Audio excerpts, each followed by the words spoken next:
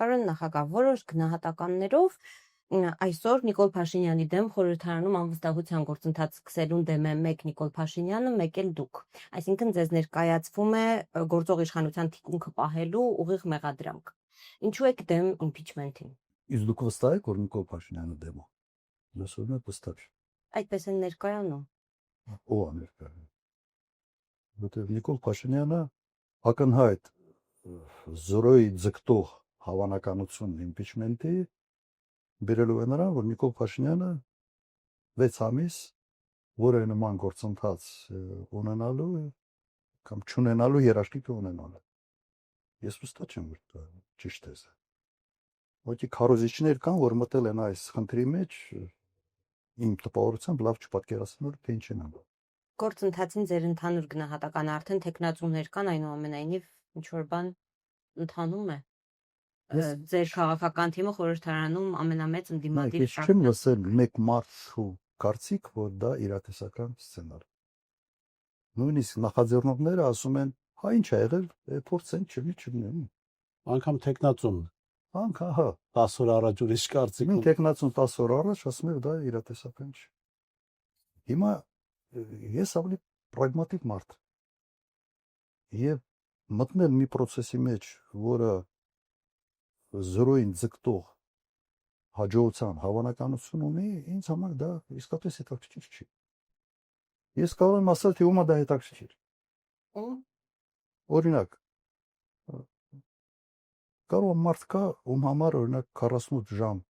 լինել վարչապետի տեխնացու, դա կյանքի երազանք։ Ոքի կյանքի երազանքն է, պատկերացնում եք հանկարծ անհայտ, ոչ մեկ տեղը չգիտի, ու դու քննարկումների կենտրոնում ես հայտնում, հարցազրույցներ ես տալիս, ես տաղավարներ են հրավիրում, on-line քո հետ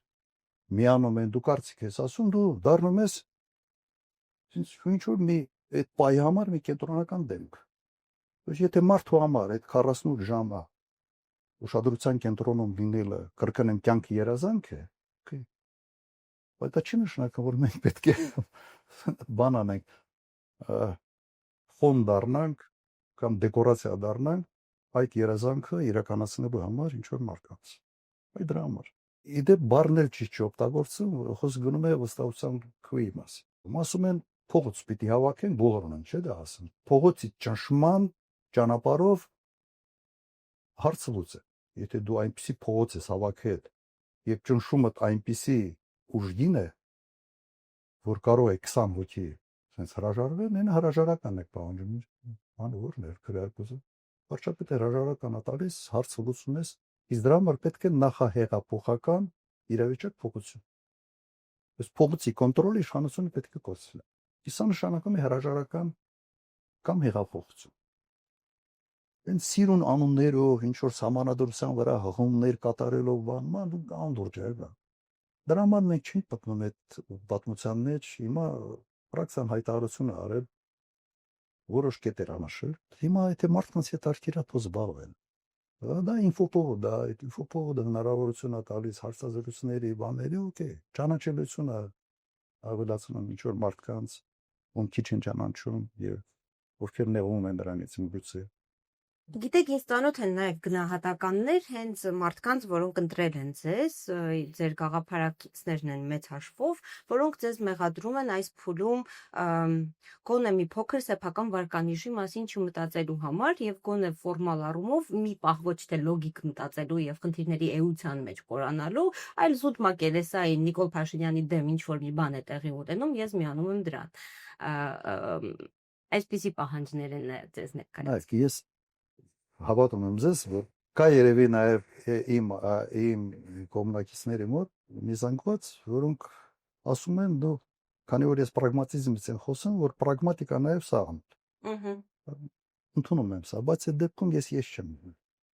Միգուցե ես սկսեմ դա անել մի ավելի մեծ, ասենց ասեմ, հատված իմ աջակիցների ինձանից կհիասթափվի, չգիտեմ։ Հետո դա մի բան լինելու, մի քայլեր են լինելու, որոնք իմ էության հետ sense չեն խոսելու, որոշակի դիսկոմֆորտ ես ներսում կզգամ։ Բայց զուտ պրագմատիկ տեսանկյունից ճիշտ է։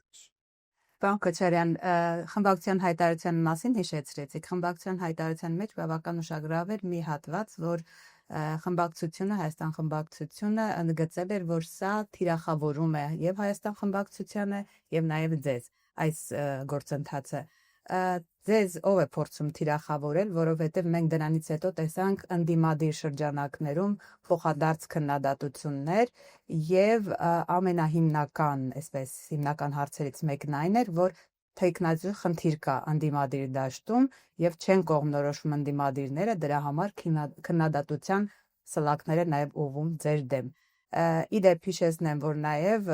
պատիվ ունեմ խմբակցության ղեկավարը, երբ որ հարց հնչեց լրագրողների կողմից, որ ենթադրենք Ռոբերտ Քոչարյանի տեխնացություն առաջադրվի, դուք ինչպես կվարվեք, նրանք ասացին, որ կողմ կքվեարկել։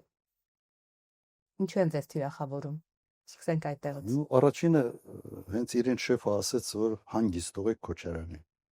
Եվ ենթադրում եմ, որ սա առաջերտին պետք է կուսակիցներին վերաբերվեր, հետո այսպես կուսակցական շրջանակներից ավելի դուրս։ Բայց պատիվ ունեմ ինքը իրենք հայտարարեցին, որ իրենք տեխնացու չունեն։ Տարօրինակ չի թվում, թե կուսակցությունը, որը երկար տարիներ եղել է իշխող կուսակցություն, տեխնացություն չունի։ Օրինակ իմ մոտ հարց առաջացնում։ Համապատասխան որակներ ունեցող մարդ չունեն, թե չեն ուզում, որովհետև հեռանկարը չեն տեսնում։ Համոզված եմ, որ համապատասխան որակավորում մարդիկ իրենք ունեն իհարկե։ Հեռանկարը չեն տեսնում, դրա համար տեխնացու չունեն։ Հիմա Հայաստան դաշինքը ունի վարչապետի տեխնացու։ Մեր ֆրակցիայից միայն մի 8 հոգի կարան վարչապետ լինեն իրենց անցած ճանապարհով եւ փորձով։ Բայց կրկնում եմ, մենք ուղղակի մարդ չունենք, որը 48 ժամվա համար պատրաստան նման քայլի գնալ։ Ես չեմ կարծում, որ որևէ լուրջ տեխնացու պատրաստ է ուղղակի մտնել այդպիսի գործընթացի մեջ։ Իմ գնահատականն է դա։ Հիմա երևի ձեր հարցը դրան է վերը։ Ով է թիրախավորում։ Այո, ով է ձեզ թիրախավորում։ Նրանց, ովքեր այդ թեման քշում են։ Նախաձեռնողներ եւ կոնկրետ աջակցողներ։ Ես տվյալ դեպքում ենթացեք սա ձեր հանրապետական կուսակցությունն է, ես ենթադրում եմ։ Դե փոխադարձ վիրավորակն այդ երկու խմբակցություններից էր։ Հիմա իրենք ընտրել են այս մարտավարությունը, թող շարունակեն։ Ինչ վերաբերում է ինձ թիրախավորելուն, ես թիրախավորվելու իմունիտետը արդեն ունեմ, գիտեք, քանի տարի։ Շատ երկար տարիների փորձ ունեմ։ Բայց սա մի առավելություն է տալիս։ Դու չես խոսում, քո մասին սա խոսում։ Ես 2 տարի չեմ խոսացել, իմ մասից խոսում եմ։ Գիտի, դա քաղաքականության մեջ տված չի։ Մարդկա որ ինքը չի խոսում 2 ամիս, իրեն մոռանում է։ Տվյալ դեպքում սա դրական կողմն է, թիրախավորելու process-ի դրական կողմն է։ Երևի ազգանուն ասել է։ Հիմա Լևոնը խորհրդարանում մի ելույթ ունեցավ, հանգիստ ելույթ էր։ Հետո 2 ժամ